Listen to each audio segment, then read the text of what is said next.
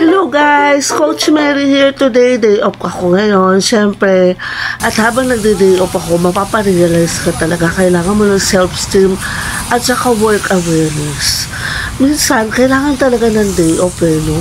So syempre, punta kami ng Makati ng anak ko. Iba ang effect ng maganda surrounding sa utak mo kapag gusto mong mag-rest.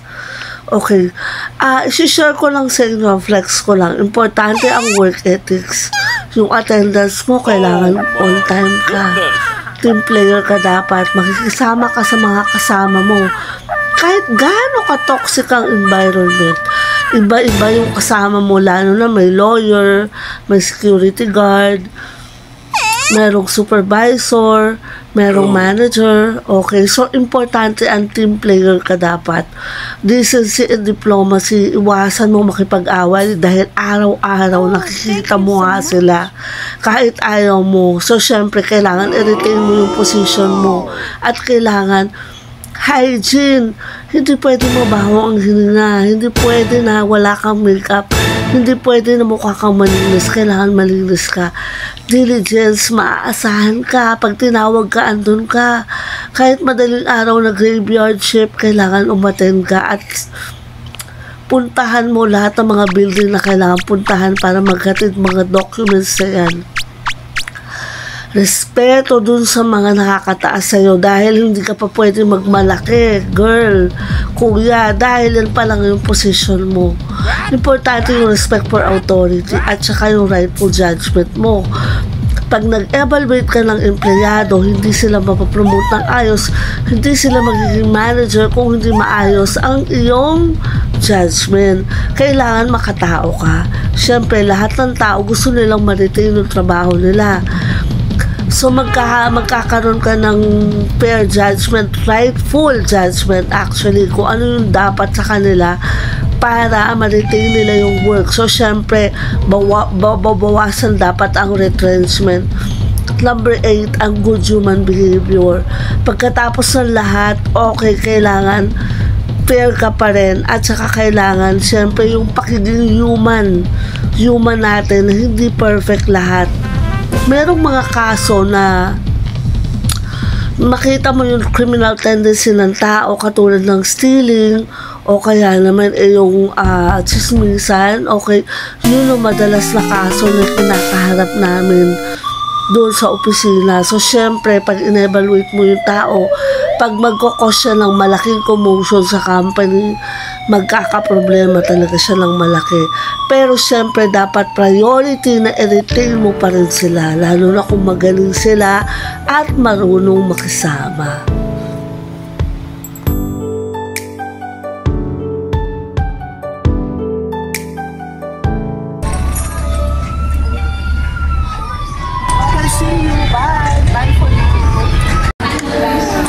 Maganda yun kasi old settings original po.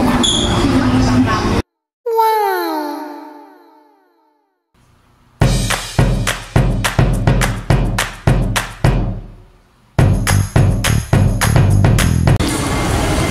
One, two.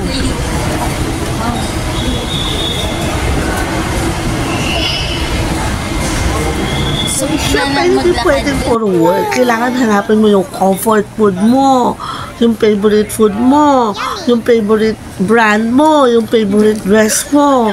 Lahat ng gusto mong hobby na gagawin mo para i-reward mo yung sarili mo.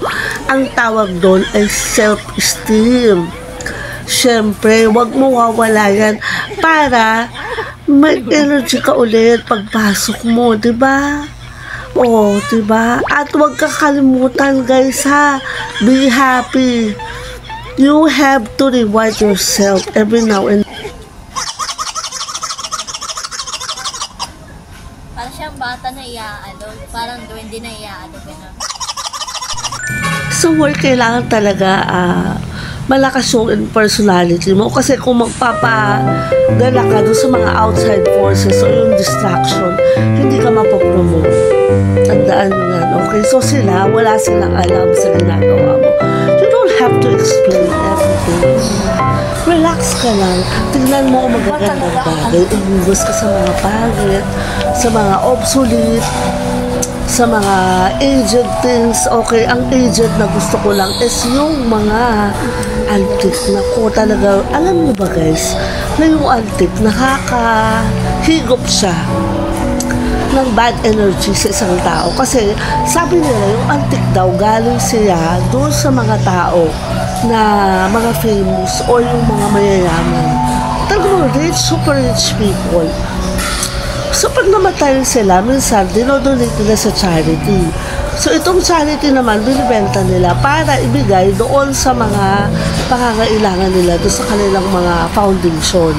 Okay, what else?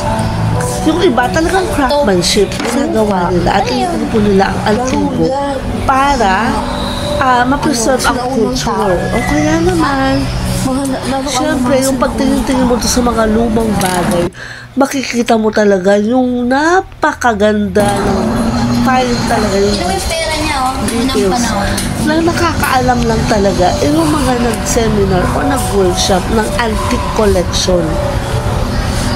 Nagpapakilala siya nung parang mga nangyari nung unang panahon. Ewan ko ba? O, so yata ako guys. So yan lang ang masishare ko sa inyo. No? So talagang antique collection and antique antique is my talagang gusto ko siya. Yun lang.